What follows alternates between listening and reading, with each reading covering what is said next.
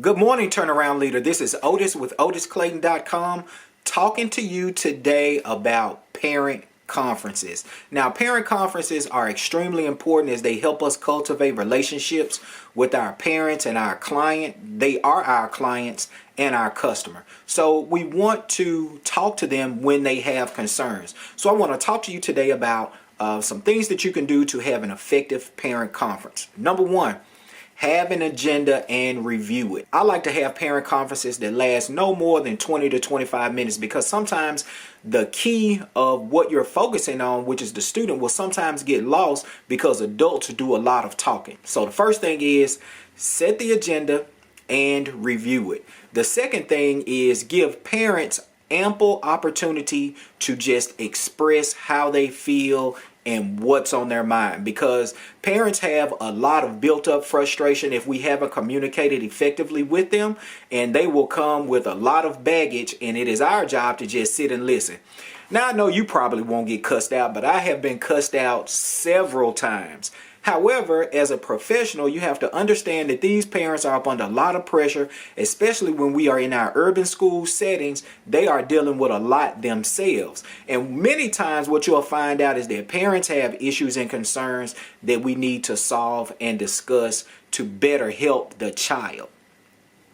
So number three, the third thing is to discuss academics before behavior. So now is your time as the professional to talk about what the child is doing well in class, what are some areas of improvement, and how can those areas of improvement be better with a behavior change. So that would be step number three. Step number four is for you as the professional to have a plan in place to help the student get better academically, because it's all about academic progress and growth. So you have a plan, you ask for input and feedback from the parent.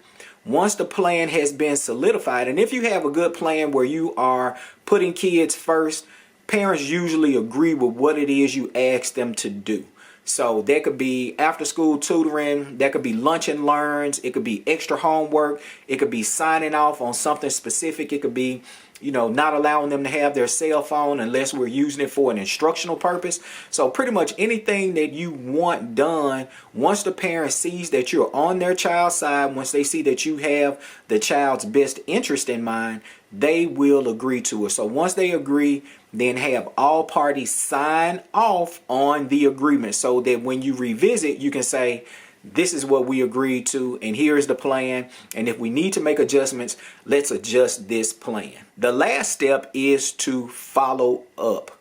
Within 48 hours, I suggest calling the parent, talking to the student, sending a letter home, an email, some sort of contact to be sure that you are reaching the parent to talk to them about how the plan is going.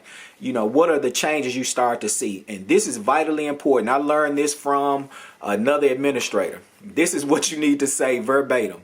Mom, Dad, I thank you for your support and the things that you've done to help your child improve. They are a much better student because of your commitment to seeing them improve, and I greatly appreciate your help. And if you need me for anything else, please don't hesitate to call. So now you are an ally with the parent, and you guys are working hand in hand to help the child. All right, guys, I am Otis with OtisClayton.com.